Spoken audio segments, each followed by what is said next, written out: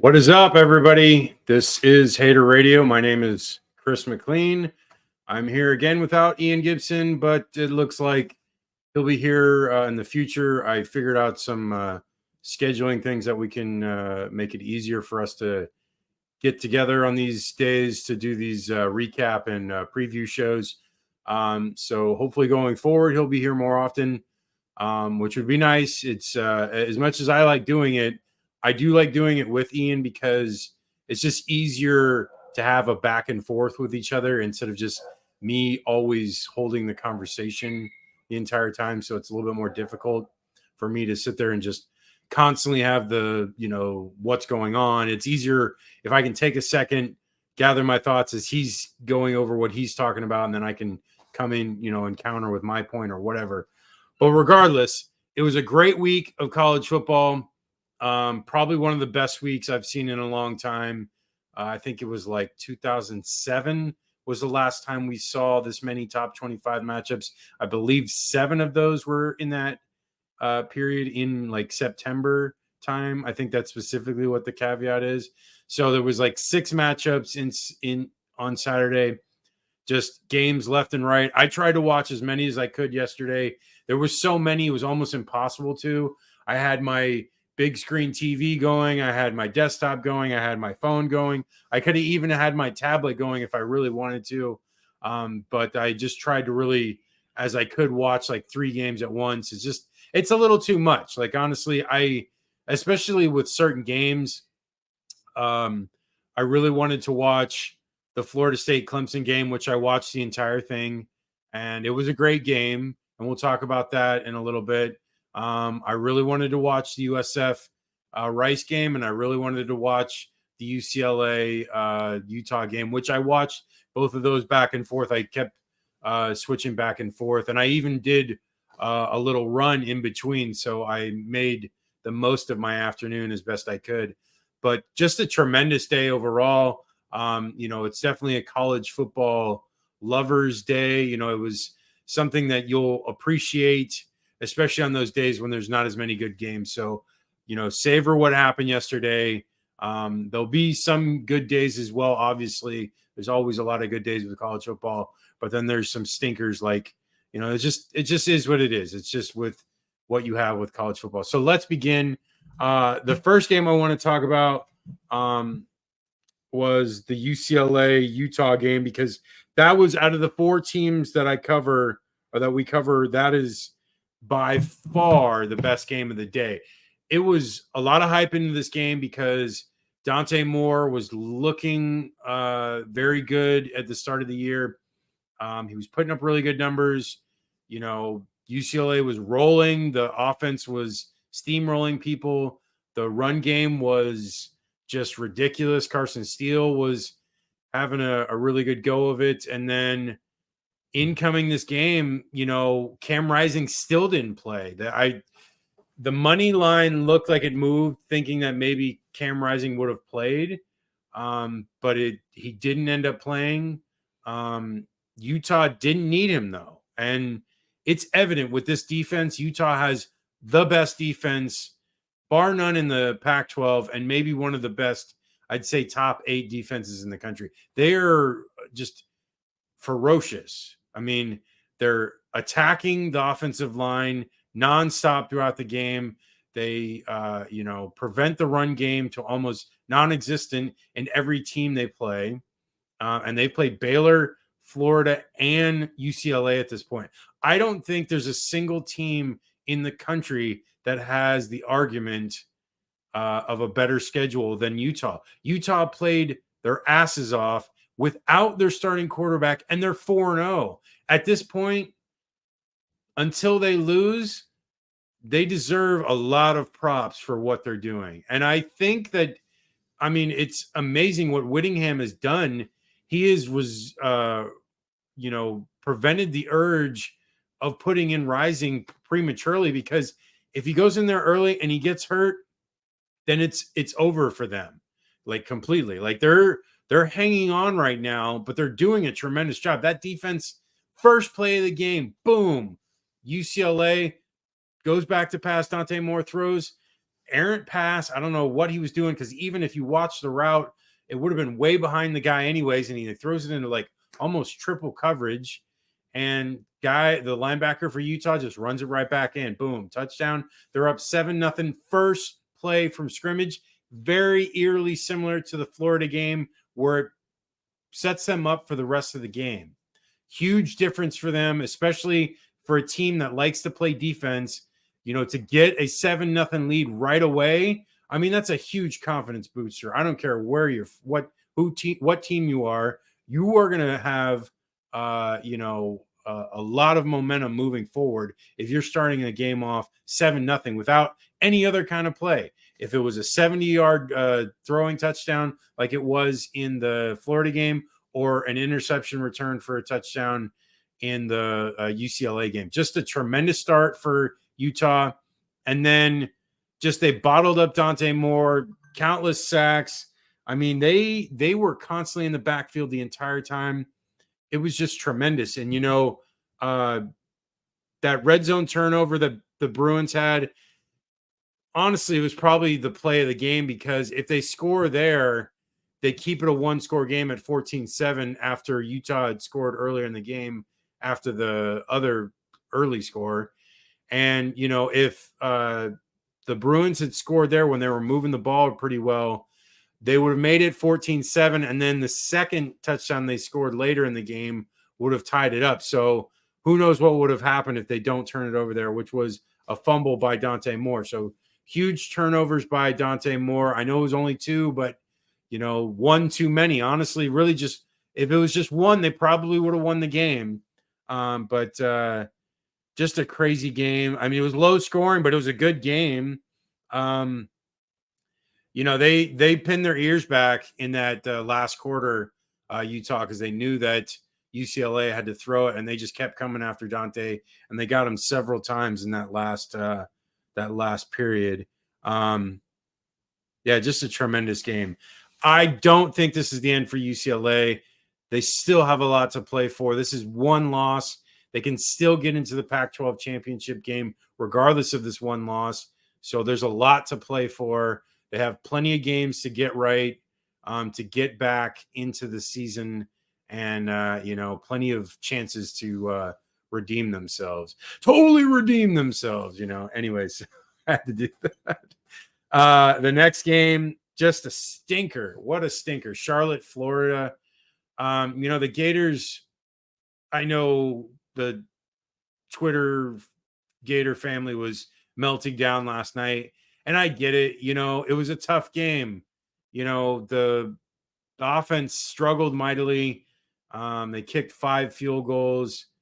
The defense, though, I'm going to say this. I know it was obviously a struggle. The special teams, besides the field goal makes, were a lot of penalties, and they did get a field. They blocked a punt partially, which they haven't done in a long time, and they had a good return. It was brought back by penalty, so the penalties were a struggle. They were missing guys on field goal block and other different special teams plays, so missing guys there, which is mind-blowing. But I will say, in that Notre Dame game, they, on that tumultuous play, or the climax, the final play, they didn't have enough men on defense as well. They only had 10. They were missing alignment. So it does happen, even to really good teams, which you could definitely say Notre Dame is a really good team, a potential playoff team. So I will say the defense for Florida, tremendous night. Just, ridiculous. Charlotte's not very good. Jalen Jones, their quarterback, that was a former recruit of Florida. Actually, I think he was on campus for a short period before getting kicked off by Dan Mullen. And in that Chris Steele saga, where Chris Steele ended up going out to USC. No, regardless, it was a great effort by the defense. They were ferocious in the first half. I was watching a lot of the highlights because I watched the condensed game. So I got to watch the whole game, and, just put it to them. I think they only had like 200 yards total offense. Now they're up to like 5th nationally, which, considering they played Tennessee and Utah in those mix of games. That's a really good number right now, 5th nationally. That's huge. Considering where they were last year, they were like, I think, near 100th in the nation, which is complete turnaround from one year to the next. Just a night and day difference. Austin Armstrong deserves all the credit in the world.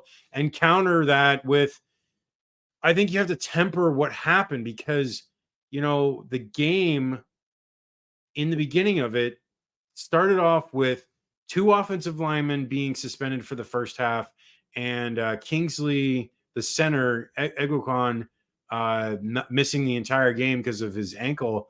So it was 3 of the 5 starting offensive linemen weren't there. There was a new tight end starting. There was, it's just, I'm not excusing it because it was obviously bad. The play calling was very conservative. They didn't really go after it on 4th downs, but they also weren't getting the push that they were needed on running plays. Anytime it was 3rd and short or whatever, it was ugly. They could not get the push. They were not getting the running lanes that they needed to be able to convert those short yardage plays, and it was ugly. They were not being able to do the things that they did the previous week against Tennessee, which it is a huge letdown going from basically demolishing Tennessee and going into this game and struggling to the point where, they looked ugly and it looked terrible. I mean, only scoring 22 points and only winning by 15 against a team that was overly matched completely. I mean, it wasn't as bad as the USF game because Charlotte was never truly in this game. The defense completely held them in check. And, there were points where Charlotte would move the ball, but then they would shoot themselves in the foot by penalties. So as much as it seemed like Charlotte was moving, had some stuff working, it was, obviously because they were making those penalties to help them move it along. But for the most part, the defense was tremendous. And, again, grain of salt because it's not the greatest of opponents. But so far, out of 4 games, you can extrapolate from this that there is a trend here that the defense is very good and that the team can rely on this going forward. So if the team can rely on defense going forward, they don't have to be as dominant on offense. Not that they are dominant, but, they don't have to put up, 40, 50 points a game, which they won't. They're not good enough to do that.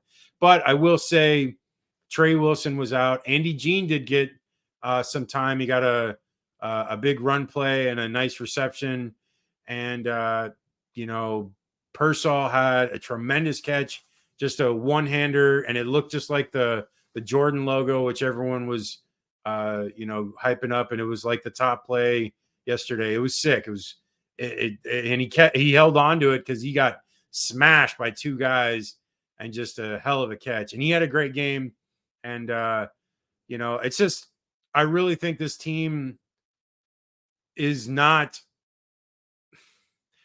great on offense, and it's not even necessarily very good. It's probably about above average, I will say, at this point, which is not where we want to be as fans. I mean, I'm definitely a Florida fan, and I definitely want to see this team win and score a lot of points. But at this point, I think we just need this team to keep winning games, which now they've won 3 games in a row, the first time in a long time. Last year, I don't think they ever did it last year. So, 3 wins in a row is something to celebrate. Moving on to the next game, which they're going to play Kentucky, and I'll talk about that a little bit later, just about how they did against Vandy. But, it's not the end of the world. It's definitely not good. But I don't see this team being as bad as maybe it looked yesterday. It was definitely not the same team as it was against Tennessee, largely because of who was out on the offensive line. And it sucks that the offensive line, the backups are not up to par right now, but it is what it is. The starting offensive line is good enough to win in the SEC, obviously, because they did well enough against Tennessee. So, got to hope that the injuries stay away and that they continue to get the guys healthy and to get the guys back which they will for next week. So moving on, let's talk about the USF Rice game. Just ridiculous, man. The fact that USF had not won an FBS game in God knows how long. I don't even remember how long. I know they were like one in like 37 or some shit like that over Jeff Scott's tenure, and then like the last bit of Charlie Strong, and then going into now starting Alex Golish's tenure. So it was a long 4 or 5 years there where we USF did not get an FBS win. I think the last FBS win was against Temple. So they literally only beat one FBS team in like 5 years. And it was just such a terrible long stretch, and just really needed to get that off of our backs to finally move forward. And yes, I'm wearing my green USF shirt because, you know what, I'm proud today. And I was glad I was wearing it all day because, you know what, they deserve this win. The guys, especially the ones that have been there forever, Atkins, the wide receiver, he's been there a long time. Some of the defensive players have been there a really long time. Even Byron Brown, he's only been there a year and a half. He saw the bad times, so he's well aware of what is going on there. So all these guys deserve it. I mean, Byron Brown just went off, had over 500 yards of offense. The wide receiver for USF, God, fuck, I don't have his name. Hold on a second.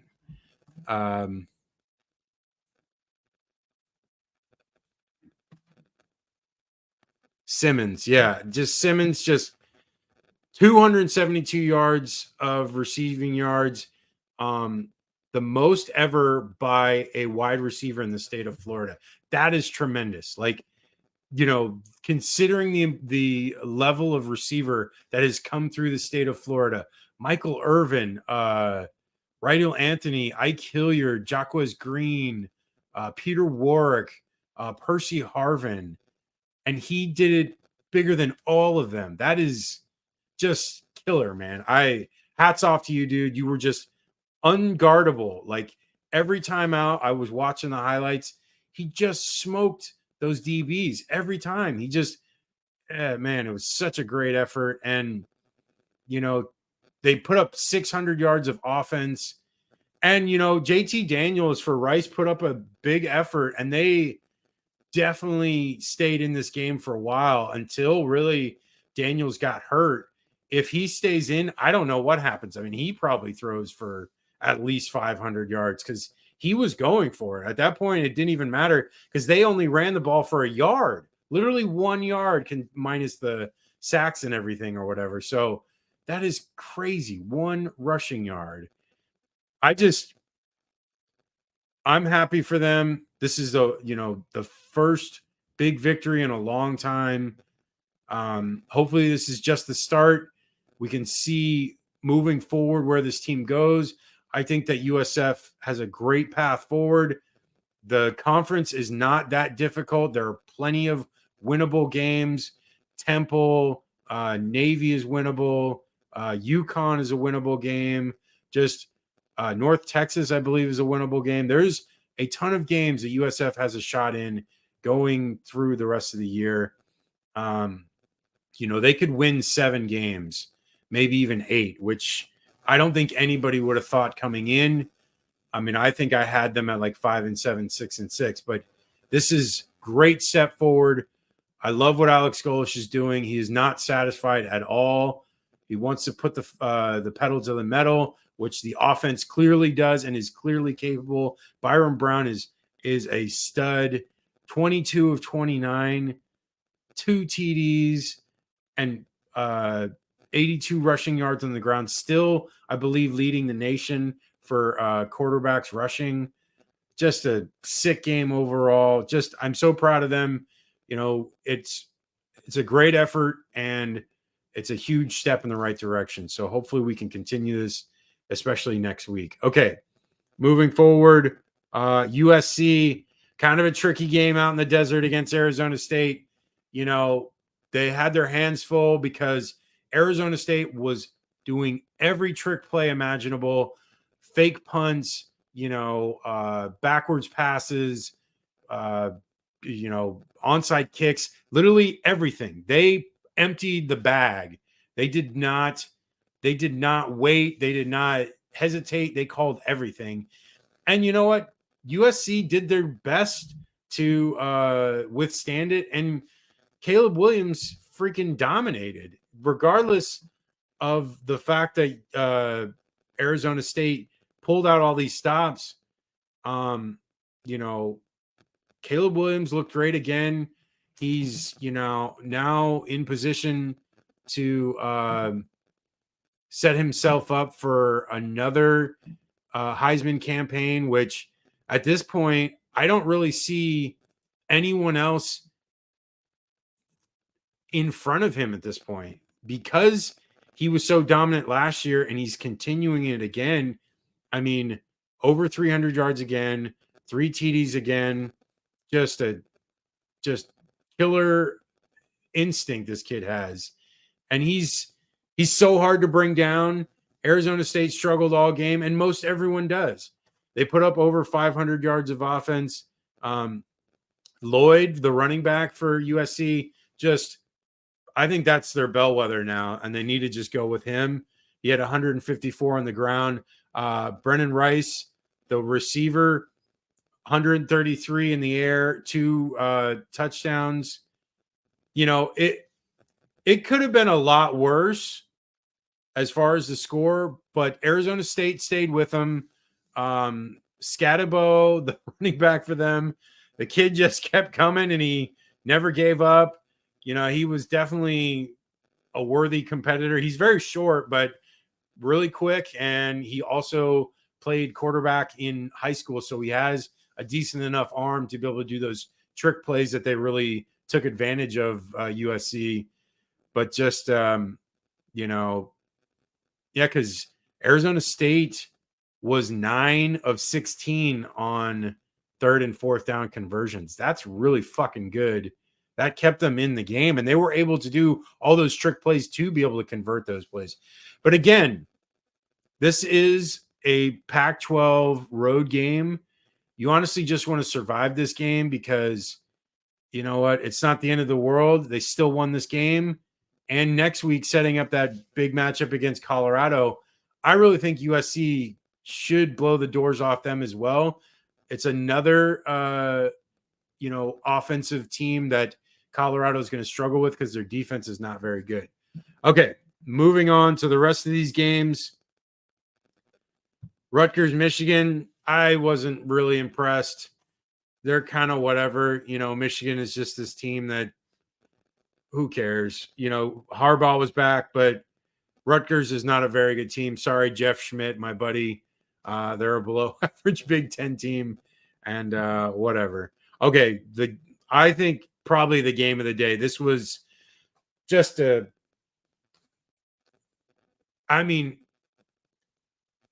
I totally thought that Clemson had this game, this being the Florida State Clemson game. Clemson had control of the game from almost the beginning. FSU clawed back. And then really what was the turning point was Clemson was driving. They just had a big run. Klubnik goes back to pass, and the running back, looks like the duty or like the responsibilities of picking up that blindside blitz, and he doesn't notice it. So he trails off to the left a little bit. The blindside blitz just comes in and he's just unblocked and just boom, smashes Klubnik. He drops the ball. And this is where I think that Florida State had the luck in their favor all day. There had a bunch of other things go their way, but this was specifically what I noticed when this happened.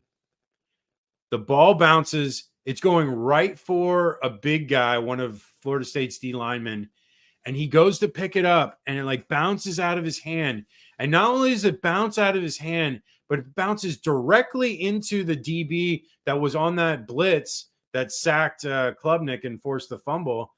And it goes right into that guy's hands, and he's just off and running. And it's like, if it goes into the big guy's hands, he picks it up and he probably doesn't score because he's slow and someone comes and tackles him. But no, goes right in the DB's hands and boom, they score. And you knew the luck was on Florida State's side because of that, because it was like, oh, wow. Like, that was very fortunate.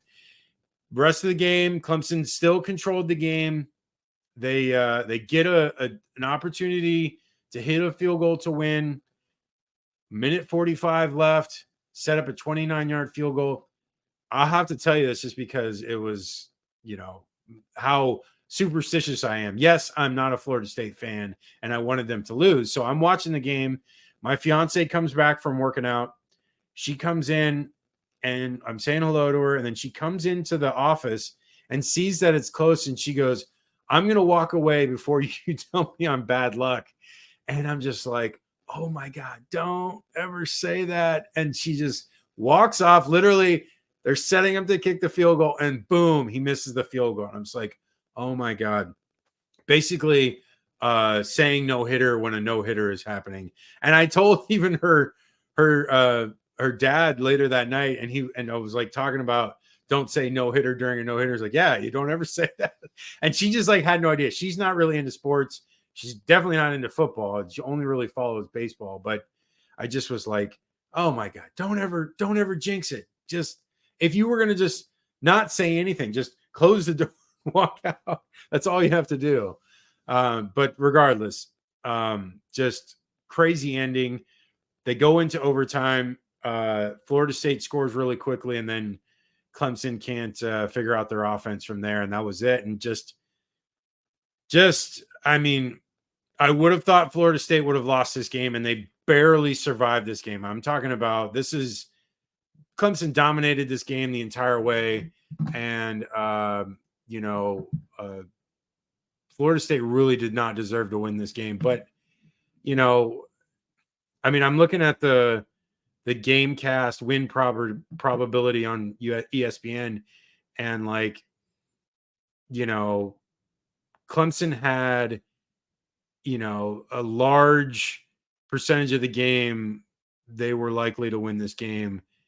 And just if I was Dabo, I would sick to my stomach after this game. I would be, should have beaten this team. But I will say this, Florida State does have a decent offense. Coleman is good. I'm not going to lie. I think he's definitely better than Wilson.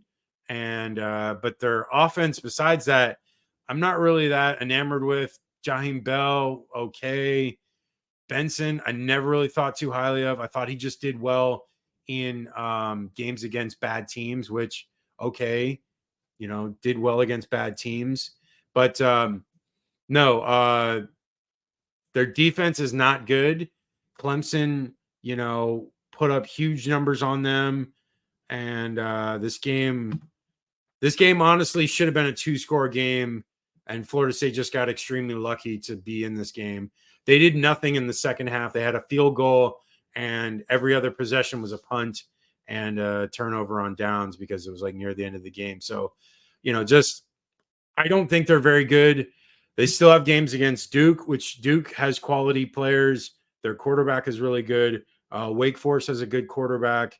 They lost yesterday against Tech, but I think Tech is better than years past. So, that's understandable that Wake might lose a game or two, maybe even more. But Wake is a solid team, and it's in God, I can't even remember where Wake's the hometown is. It's at Wake Forest at least. And then they have a game against Miami, and they have a game against Florida on the road. And then if they get to the ACC championship game, they have a game against either UNC, most likely, or again against Clemson. So I saw one of my friends saying that, Florida State's going to go undefeated until the playoff.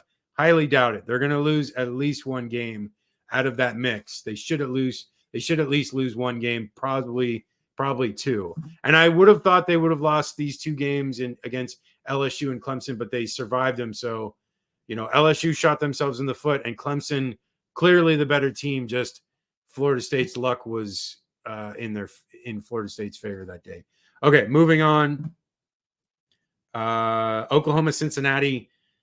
I feel bad for Gus Johnson because Gus Johnson had probably one of the worst games all day.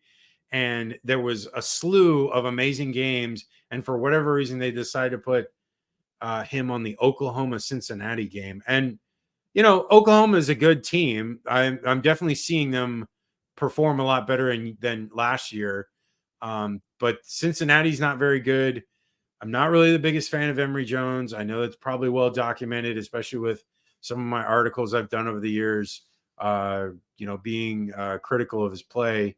But Cincinnati, put up a decent fight, but, they never were going to really compete with Oklahoma. One of the Emory Jones passes in the end zone, it was into double coverage, and it was just like, man, where are you throwing this to? But so Cincinnati loses this one. It was a close one, but Oklahoma wins 20-6. Okay. Next one, Auburn, Texas A&M. I would have thought more of Auburn in this game, but Auburn looked putrid. I think they had, 200 total yards of offense.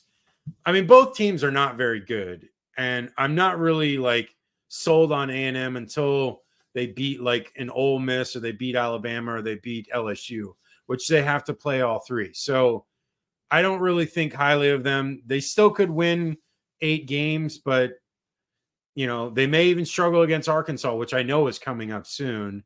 But A&M wins this one 27-10. There was even a touchdown on a defensive return by Auburn where Jimbo was out in the middle of the field. And I'm just like, oh my God, Jimbo, you look like Mitch McConnell out there struggling to get out of the way. But no, it was just kind of a boring game. Not really anything to take home from, but God, it feels like Ainias Smith has been there forever for A&M, and he's still there. Yeah, not much here from these games, or from this game. The next game I have is Kentucky Vanderbilt. Kentucky gets 2 pick sixes in this game, and without that, this game would have been a lot closer, because Devin Leary did not look great in this game. He still had over 200 yards, but he had 2 interceptions himself. And the run game was okay for Kentucky, about 160 yards. But Vanderbilt, was kind of messing around there for a little bit.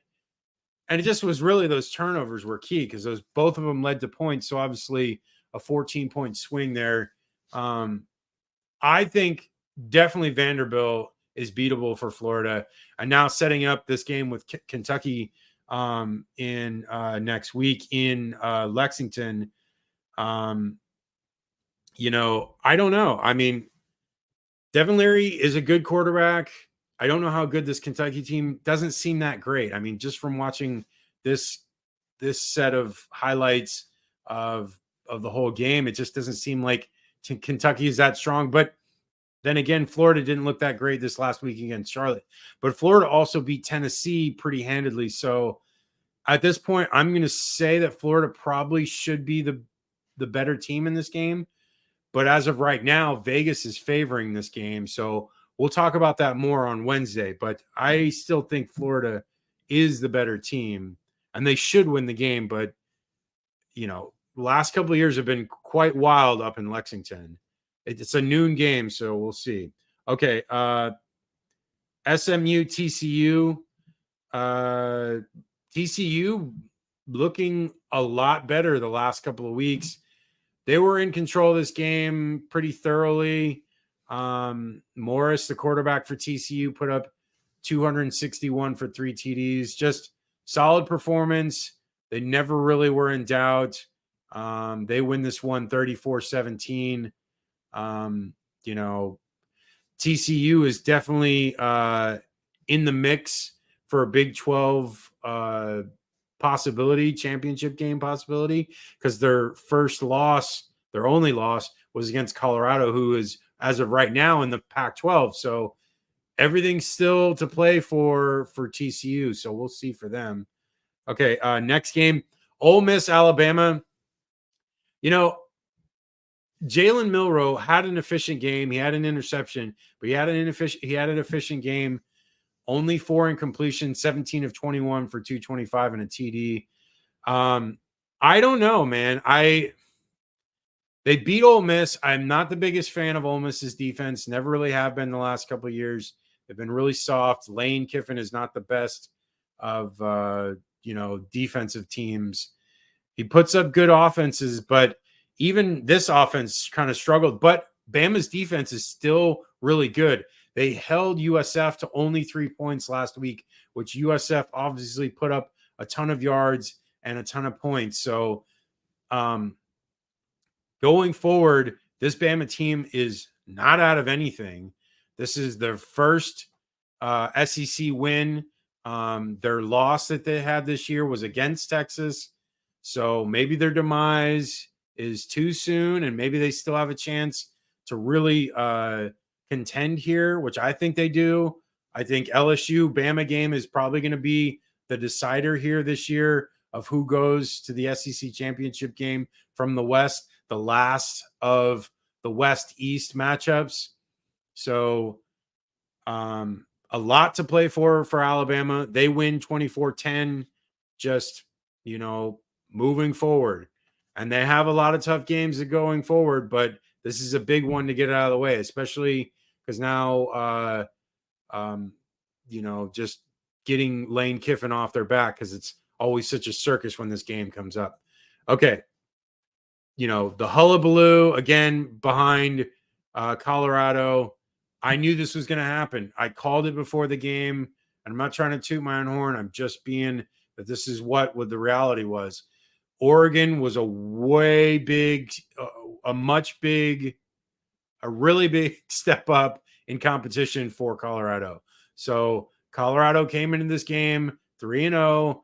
They thought so highly of themselves. They were looking at their own press clippings. And,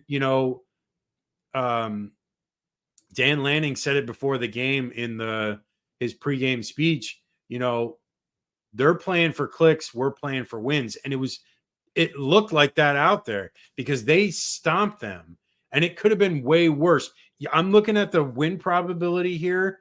They had a win probability of 93% to start the game, and it only grew to 100% by halftime. So literally never in doubt the entire game. So, Dan Lanning had this team prepared. It is a very good team. Bo Nix, got to put him on the Heisman list. You have to. Has to be minimum top 4. I mean, he's up there with Caleb and Michael Penix Jr., which we'll talk about later, and Drake May and Quinn Ewers now too. So you have all 4 or 5 of those guys just studs. I mean, Sam Hartman kind of fell off a little bit this last game, but maybe we'll talk about that game and we'll understand why. But Bo Nix, solid game, 276 in the air, 3 TDs. And then he also had another touchdown on the ground. So 4 total TDs. Just a tremendous game from him. Just now, Oregon, big step for them, beating this Pac-12 foe. The first conference game, they now have a chance to really outpace themselves, outpace everyone else. And I think they can. I think with Oregon and USC, I think those two right now, Utah definitely, but they got to get Cam Rising back. And Washington. I mean, it's honestly, this year would be the perfect year for a 12-team playoff because Oregon would get in, Utah would get in, USC would get in, Washington would get in. Those 4 definitely would get in. Without a doubt, those 4 teams deserve to get in, and UCLA may even sneak in as well. And in Oregon State and Washington State, it's crazy how good this conference is this year. It is remarkable. I love it. I've been watching Pac-12 football the last 6 years since I've moved out here, and gotten more and more involved with watching it. And I know people like to talk shit about it because they're on the West Coast and a lot of their games are late. But man, there's a lot of talent here. These teams are really good. And I don't think you can deny that this year Pac-12 is the best conference in the entire country. Okay. But Colorado gets smacked 42-6. Whatever. Is what it is. They got USC next week, and I think they're going to get smacked again. So we'll see. Okay. Interesting game. BYU, Kansas. First Big 12 game for BYU. welcome to the Big 12, because they got smacked as well, 38-27. It was a close game. Jalen Daniels for Kansas is the kid. He's a stud, man. He can move the ball for them. He puts up a lot of big plays. Early in the game, there was a massive hit, fumble, and return for touchdown for KU. And then they got a pick six as well. If Daniels is healthy, they're a really good team, this Kansas team. But Slovis didn't look too bad either for BYU, which I've said all year. I like Slovis and I like BYU. This was a good game. BYU has a lot to play for. This is not the end of their year. But Kansas can really run the ball. Okay. So Kansas wins 38-27. UTSA, Tennessee. So Tennessee back in their winning ways, really demolished UTSA 45-14. This game was never close. They really put it away in the first half and just kind of, slept walk through the rest of the game. But Joe Milton had 209 through the air. He had a really long run at one point. Samson Smarty Pants, he had 139 yards and 2 TDs on the ground.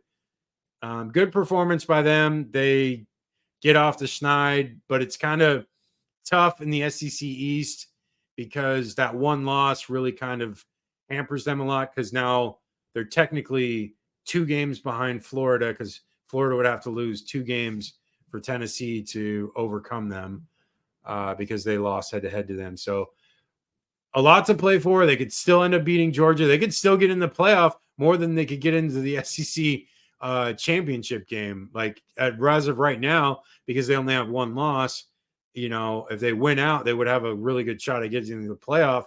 But it's going to be a little bit harder to get to the SEC championship game, which is weird how that works, but that's how it is. Texas Baylor, sorry. Texas was in control of this game throughout. Quinn Ewers looks really good. 293 yards through the air, 1 TD passing, and he had what is it? I think he had another touchdown running. Yeah, he had a touchdown on the ground as well. Jonathan Brooks, running back for Texas, looked pretty good. Just Baylor's not really good, but they also have played 2 top 12 teams in Utah and Texas now. This is setting up really nicely, though, for a really big OU Texas game. And considering it's the crescendo of their time in the Big 12, will be really nice to see this game come to, complete here, and that'd be the end of their run there in the Big 12. Okay, last thing I wanted to say was there was an interception in the end zone, and it really ended any chance of Baylor getting back in the game. That was it. But Ohio State, Notre Dame, the other big game of the day. Just, these are one of those games where you're like, man, even though it's low scoring, it's still a really good game. Sam Hartman did not look great. He only put up 175 yards through the air. He had a TD. They came back in this one. They were down, I believe, 10-0. And then they came back, went up 14-10 into the fourth quarter, had the ball with a chance to run the clock out, and they couldn't do it. Just heartbreaking. Ohio State gets the ball back. McCord takes him down the field. 1 play left with 3 seconds left. Hands off, running back dives in, gets a touchdown. They get the extra point. They kick the ball out of bounds on the kickoff. And then Notre Dame had 1 more play. They did like the lateral shit, and it didn't really work out. But just a great game. Ryan Day was really pissed after the game, talking about Lou Holtz and just talking so much shit. So, good for Ohio State. This is a huge win. If they'd have lost there, they would have had, slim hopes of getting into the playoff. Now they have everything to play for. But I think Notre Dame really has a lot to play for, because they still play Clemson. They still play Duke next week, and they still play I believe even North Carolina. I think there's like one other tough game, but still, USC as well. So they have a lot of tough games and a lot to play for Notre Dame. If they're going to be a playoff team, they have an opportunity to contend. I still believe in them. And I still think Sam Hartman's a really good quarterback. And I think this is their best chance out of any year. But it's tough. They have a tough road. Their schedule is probably tougher than anyone else's this year. Okay, moving on. Really boring game. Penn State smokes Iowa. Iowa only has 76 total yards. 76. That is fucking nothing. Oh my God. How do you watch these games, you Big Ten fans? I couldn't watch it. I really could not. If I was an Iowa fan, I would stop being an Iowa fan. This is atrocious. Penn State smokes them. Alar really didn't even look that great. He had 4 TDs though, but only 166 total yards. They have 397 total, which is amazing considering that their best yardage-wise running back had 72 yards on 21 carries. That's a tough yard per carry. That is probably, what is it? 3.4. Whew. 3.4 yards per carry. That's ugly. And Singleton had 2.9. Yikes. That is just, ugh. I don't know how you people watch this stuff. But very boring game. Ugh. UCF, Kansas State. Interesting game. Kansas State gets the win. It was back and forth there for most of it. But Kansas State kind of pulls away at the end and gets the win, 44-31. UCF got that late touchdown. UCF, their defense is just not very good. And they gave up 536 yards and they had 10 penalties. They're just not a good team. Timmy McClain, he's not very good either. He used to be at USF and he's now at UCF. And I don't really think that much of John Rice Plumlee either. Plumlee wasn't in the game because he was hurt, but I don't think much of Gus Malzahn as a play caller. And I'm actually glad that UCF has him as a coach because, now that they're in the Big 12, their ceiling is 6-7 wins. So, hey, he won't last long and they'll have to figure something out, but looks like USF finds their coach and UCF is going to be stuck with what they have for the foreseeable future. Okay, moving on. This was definitely one of the games of the day. Oregon State, Washington State, back and forth the entire time. Oregon State scores a late touchdown to make it 35-38, and they had an onside kick to see if they could get the ball and tie it up, but just didn't. Cam Ward for Washington State had a remarkable game, just put up huge numbers, 404 through the air, 4 TDs. At one point, he was 15 of 16 for 256 yards. He was just on fire. They just kept coming back to Oregon State. They had 2 fumbles that Washington State had 2 fumbles that put Oregon State in the game. They had a fake punt, Washington State at one point, and then they were up 35-14. And then they kicked this lucky field goal that bounces off the left upright and then somehow goes in. And that really was the difference in the game, because if they don't make that field goal, Oregon State could have tied it there at the end. So Washington State survives. Oregon State is a really good team. So this is not the end of them either. They have plenty to play for. They have plenty of tough games. So we will see them week in and week out, because this is just the start of all this Pac-12 craziness, because all these teams are starting to play each other, and there's going to be some really high scoring, really tremendous games.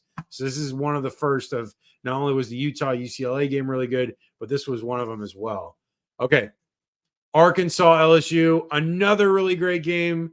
I mean, this was such a great day. I mean, you just have to really savor this, because I don't think we get many of these where it's just a lot of them living up to the hype, living up to the last second. I mean, literally LSU scores a field goal at the end with 3 seconds left to win the game. They win 34-31. Jaden Daniels, a really great game, 320 yards through the air, 4 TDs, had a pick. Just killer game from him. KJ Jefferson looked really good as well. He had 2 picks, though, which really hurt him, but he had 289 and 3 TDs in the air. And just very close for Arkansas. I thought they were going to pull it off, but they didn't. And LSU now 2-0 in conference play. And, like I said, that LSU-Alabama game always looms, and it's going to be, right there in the middle of November, presenting itself for LSU or either Alabama to take the West. So, as much as we always like to say there's other teams in the West, it really always comes down to LSU and Alabama. It really does the last 20 years or so. Okay. Last 2, North Carolina, Pittsburgh. Pittsburgh was up to the task for a little while, and then North Carolina just took over. The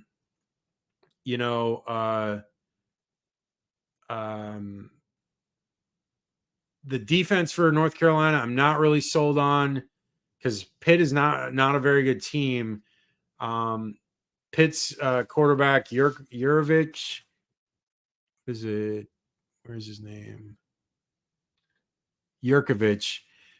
He went out though, so it really dampened Pittsburgh's chance to really try to come back in this game. But Drake May had a really great game. He had a TD pass and 2 rushing touchdowns. And Carolina also had a punt return for a touchdown. And Pittsburgh had a kickoff return for a touchdown. So good special teams game to see 2 returns. You don't see that very often. But Carolina wins this one. Keep winning, 4-0. And first conference win. So it sets them up moving forward. Last game of the day that I have was Cal Washington. Michael Penix Jr. If you don't know the name, I know you're starting to hear it. So this guy is someone to look out for. I know his games are late. Had 304 yards in the air, 4 TDs, did have a pick, but Washington just dominated this game. They were up at one point 45-12 or 52-12. And, Cal kind of just messed around and got a couple of late touchdowns, but this was never close. Had a lot of big plays for Washington. They had a pick 6 to start the game, a punt return for a touchdown, 3 total picks by their defense for their wide receivers, Polk and Odunze, that went over 125 yards each and 2 TDs. Just Odunze, I think that's how you say his name. I mean, this is a good team, and you will see them going forward when they play USC, when they play Utah, when they play UCLA. This is a team that deserves to be talked about, and not only just in the Pac-12 contenders, but a CFP contender, because they definitely have the team to be able to withstand it. So that's it. I know there was a ton. There's a ton of games going on. There's a ton more next week. We are in the thick of things. Conference play has officially started. We're now seeing a lot of, of those tomato can games. They're starting to go away. And we're starting to see now, next week with Florida playing Kentucky and, USC playing Colorado, we're going to see a lot of these bigger games. It's exciting to see these teams play conference play because now we're getting actual results instead of just beating a team up by 50 points. And it's like, oh, what good does this do? It doesn't really show us how good these teams are. Now we're getting actual proof. So with that being said, that is the show. My name is Chris McLean. I am the host of Hater Radio. Ian Gibson will be back hopefully Wednesday. You can reach us at haterradio.com for all of our articles that we do. We cover UCLA, USC, Florida, and USF. Those are the 4 main teams that we cover. But we also technically really cover all of the teams, all of the major games, all the ones that we feel that are important for you to know. We will cover them. And we do a recap show on Sundays, and then we do a preview show on Wednesdays, 8 p.m. Eastern, 5 p.m. Pacific. You can catch us live on all the formats: Facebook, Twitter, Instagram, or not Instagram, YouTube. and then it'll be re-aired. It's on hosted on YouTube as well, so you can catch them there. For Twitter, it is hater_radio for both TikTok as well and Instagram and Threads. For Facebook, it is Hater Radio CFB. And for YouTube, it is at Hater Radio. So that's where you can find us. We talk all about college football. We'll see you on Wednesday. Looking forward to this next week because it's going to be just as good as this last week.